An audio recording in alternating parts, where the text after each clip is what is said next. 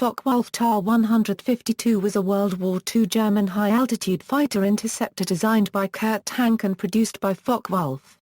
The Ta 152 was a development of the Focke-Wulf Fw 190 aircraft. It was intended to be made in at least three versions: the Ta 152H Höhenjäger currency, the Ta 152C designed for medium-altitude operations and ground attack using a different engine and smaller wing, and the Ta 152E fighter-reconnaissance aircraft with the engine of the H model and the wing of the C model. The first Ta 152H entered service with the Luftwaffe in January 1945.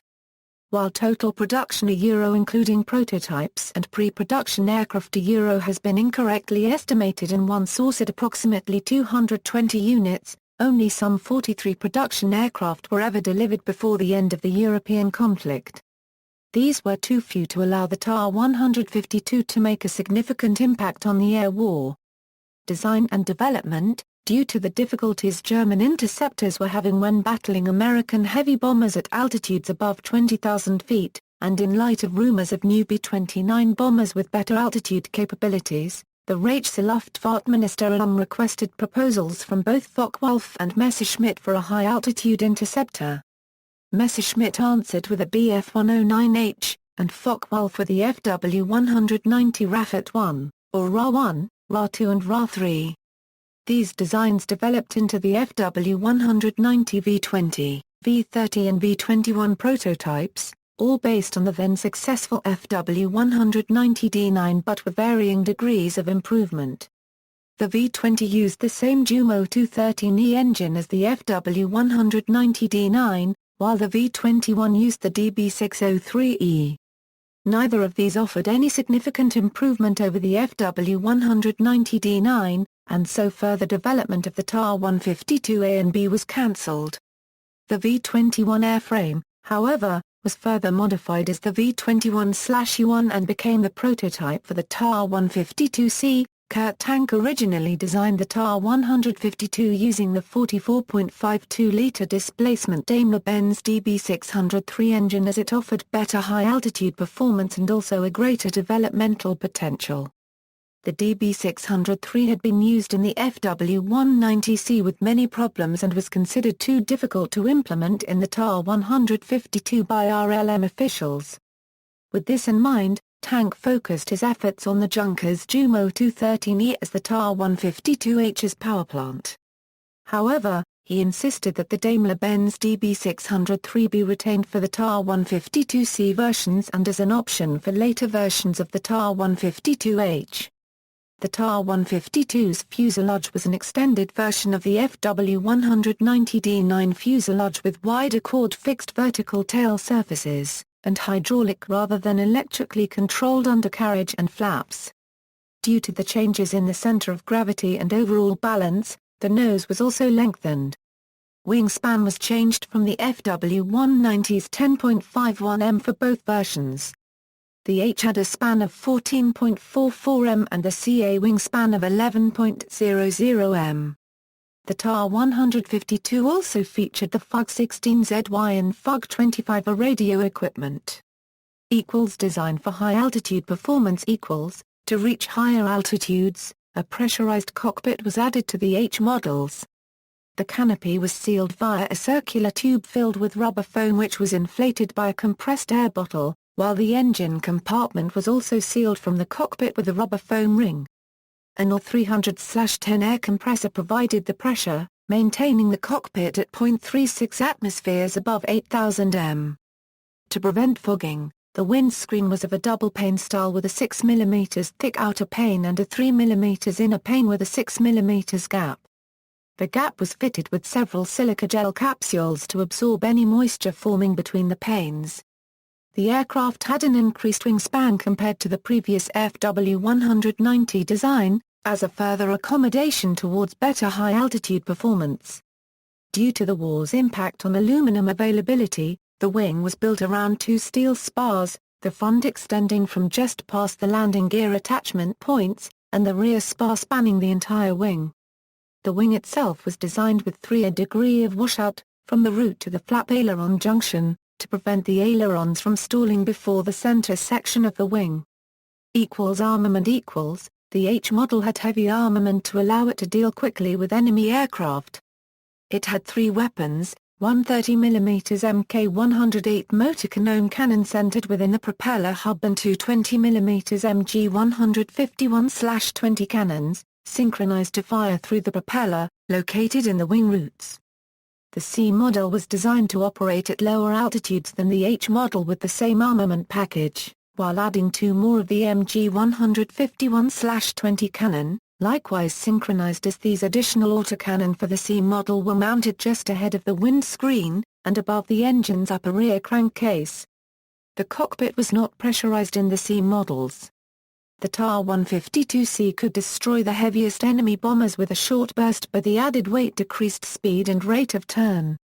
Performance the Ta-152H1, with the Jumo 213E engine, was among the fastest piston-engined fighters of the war, with similar top speeds comparable with the twin-engine Dornier Do 335, with the Ta-152H also capable of speeds up to 755 km per hour at 13,500 m and 560 km per hour at sea level. To help it attain this speed, it used the MW-50 system mainly for lower altitudes and the GM-1 system for higher altitudes, although both systems could be engaged at the same time. Kurt Tank was flying an unmanned Ta-152H in late 1944 to a meeting at the Focke-Wulf plant in Cottbus when he was advised by ground controllers of the presence of 2 P-51 Mustangs, which were on a course heading directly for Langenhagen Airfield. The 2 Mustangs appeared directly behind Tank and would have otherwise caught him, given the plane's difference in airspeed, but he escaped by applying full power and engaging the MW-50 boost. As Herman reports, Tank quickly pulled away from the Mustangs, which had been closing rapidly, until they were no more than 2 dots on the horizon. Japanese version the JAAF acquired, in April 1945, the license, schemes and technical drawings for manufacturing the Ta-152 in Japan. During the last stages of the conflict in Germany, with the plight of the Japanese armed forces growing ever bleaker, a large volume of the latest aviation technology Germany had to offer was given to or bought by both the Japanese Army and Naval Air Arms in the hopes that it would stem the tide of defeats and ever-increasing pressure by the superior aircraft the Allies were putting into the field. Operational history. By October 1944, the war was going very badly for Germany, and the IRLM pushed Focke-Wulf to quickly get the Ta-152 into production. As a result, several Ta-152 prototypes crashed early into the test program. It was found that critical systems were lacking sufficient quality control. Problems arose with superchargers, pressurized cockpits leaked, the engine cooling system was unreliable at best due in part to unreliable oil temperature monitoring, and in several instances the landing gear failed to properly retract. A total of up to 20 pre-production Ta-152H-Zeros were delivered from November 1944 to a Proben's Commando Ta-152 to service test the aircraft.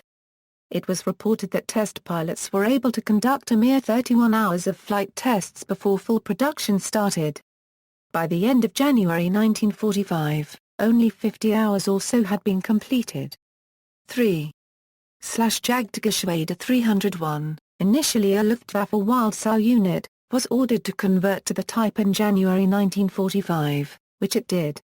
In the end, available Ta-152s were pooled in a special Stabstaffel JG 301, first based at Altenau, then at Neustadt Glu in Mecklenburg. The Stabstaffel never had more than 15 Ta-152HS available, both H0s and H1s. Since the usual transfer system had broken down, replacement parts became nearly impossible to obtain. An early Ta-152 combat occurred on April 14, 1945 when Oberfeldwebel Willy Rieschke tried to intercept a de Havilland Mosquito over Stendal, but failed to catch up due to engine trouble. On the evening of that same day, Rieschke was to demonstrate that the Ta-152H could be used as a low-altitude fighter. A section of 4 Hawker Tempest versus a 486 Squadron were out on patrol. After attacking a train near Ludwigslust, The section split up into pairs. Wing Commander Brooker ordered the Tempests flown by Flying Officer S.J. Short and Warrant Officer Owen J. Mitchell to make their own way back to base. On the way back, this pair, which was strafing targets along the railway tracks near Ludwigslust, was spotted by lookouts posted at Neustadt Glu. 3 Ta-152s are flown by Riesch, Oberstleutnant Hofhammer and Oberfeldwebel Sepp Sattler were scrambled, catching the Tempests by surprise. Riesch recalled. We reached a position at an altitude of 200 meters, just at the moment when both Tempests after diving started climbing again. Just as the dogfight was developing, Sepp Sattler, on our side, was hit and his plane fell like a stone out of the sky. The Tempest which I attacked quickly reached the same height as me and was, at approximately 10 o'clock before me. The dogfight began between 50 and 100 meters above ground level and very often the wingtips passed close over the treetops. The whole fight was executed in a left-hand turn, the low altitude of which would not allow for any mistakes. Ever so gradually I gained meter by meter on the Tempest and after a few circles, I had reached a most favorable shooting position. I pressed my machine gun buttons for the first time. I could see the Tempest for a short moment in straight-ahead flight displaying slightly erratic flying behavior. But immediately she went straight back into the left turn. I sighted the Tempest very favorably in my crosshairs and could not have missed, but my machine guns experienced feeding problems. I therefore tried to shoot it down with my cannon and forced her into a tight left-hand turn from where she tipped out over her right wing and crashed into a forest. A more detailed and slightly different account of this incident, also by Riesch, is given in FW 190 Aces on the Attack published by Osprey. Warrant Officer Owen J. Mitchell was flying the Tempest and was killed on impact with the ground. It is thought that Sattler was shot down either by Short or Bill Shaw of 486 SQN, who claimed a Bf-109 in the same area. The Ta-152s were mistaken for 109s. Operational missions were flown in April 1945 from Neustadt, mostly escorting close support aircraft to the Battle of Berlin. Riesch claimed 2 Yakovlev Yak-9s near Berlin on April 24. It seems that 3 often reported victory claims by OBFW. Walter Lewes, on 24th, 25th and 30th April, cannot be attributed to Ta-152. Lewes himself stated he never shot down a single enemy fighter while flying the Ta-152. The Ta-152's score at the end of the war was likely 7 victories and 4 losses in air combat, although a degree of uncertainty about those numbers exists. 4 victories were achieved by Joseph Keel, from March 1, 1945 to April 21, 1945. The Ta-152 was delivered to JG 301 on February 27, 1945 and the first Ta-152 combat action against American bombers happened on March 2, 1945, so his victory against a B-17 on February 20, 1945 could not have been achieved flying that type of fighter. Alternatively, this results from an incorrect reading of published sources such as Loeb because JG 301 had the Ta-152 in service from late January 1945 and individual missions such as Keel's could well have been flown. At least 3 victories were achieved by Willy Riesch. The 4 losses in air combat were, HPTM. Hermann Stahl, Kiel on April 11, 1945. OBFW. Sepp Sattler, Kiel on April 14, 1945. 2 unknown JG-11 pilots, downed by Spitfires in the last days of April 1945 during transfer from Neustadt Glu to Lech Airfield. The total Ta-152 production is not well known but 43 are identified, with C6 prototypes. By February 1945, all Ta-152 production had ceased. Variants: Ta-152CO, pre-production aircraft, 1 prototype built powered with 2,100 horsepower Daimler-Benz DB603LA engine. The extra length of this engine, as with the Jumo 213-powered FW190D9, required a compensating rear fuselage plug and enlarged tail surfaces, and wingspan was increased to 36 feet 1 inch. Ta-152C1, standard wing, armed with one engine-mounted motor cannon 30mm Mk108 cannon and four 20mm synchronized MG151/20 cannons. Ta 152C2, standard wing, equipped with an improved radio. Ta 152C3, standard wing, armed with one engine-mounted motor cannon 30mm Mk103 cannon and four 20mm synchronized MG151/20 cannons. Ta 152E-1, photographic reconnaissance version of the Ta 152C, with standard wing. Ta 152E-2, high-altitude photographic reconnaissance version, powered by a Junkers Jumo 213E engine and with the H-series wing. Only a single prototype was completed. Ta 152HO, 20 pre-production aircraft, H-series wing. Ta 152H1, the only production version. H-series wing, armed with one engine-mounted motor cannon 30mm Mk108 cannon and two 20mm synchronized MG151/20 cannons in the wing roots, additional fuel tanks located in the wings. The sole survivor, there is only one surviving example of the Ta 152, a 152HO variant flown by 3/Jagdgeschwader 301, a Luftwaffe Wildsau unit. The aircraft is currently housed at the National Air and Space Museum Paul E. Garber Preservation, Restoration, and Storage Facility located in Schuetland, Maryland, USA, where it is awaiting restoration. The exact history of the aircraft is unknown, but the NASM reports. Definitive information about the NASM Ta 152 has always been lacking, but research conducted late in 1998 may have revealed the airplane's true identity as work number 150,020, not 150,003 or 010 as widely reported. This places the airframe toward the end of the range of pre-production HO models, a variant marking the transition from the Ta 152 prototypes to full production Ta 152H1 series aircraft.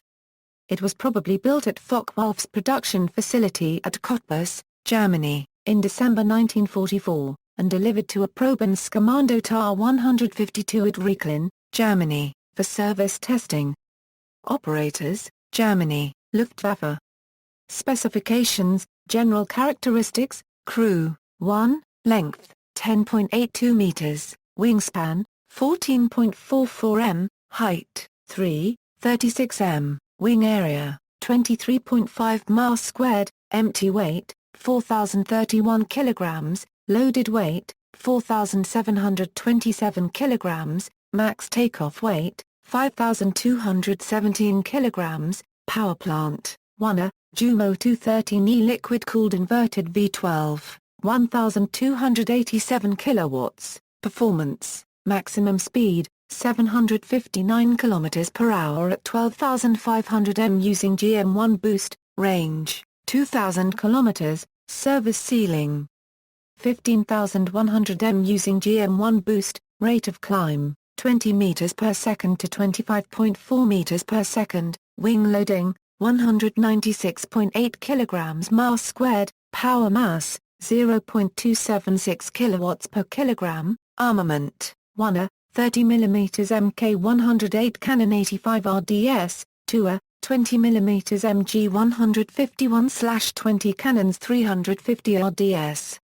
See also, related development, Focke-Wulf Fw 190, aircraft of comparable role, configuration and era, CA-15, Lavochkin La-9, Martin Baker MB-5, Messerschmitt Me 509, Republic XP-72, Supermarine Spiteful, related lists, list of military aircraft of Germany.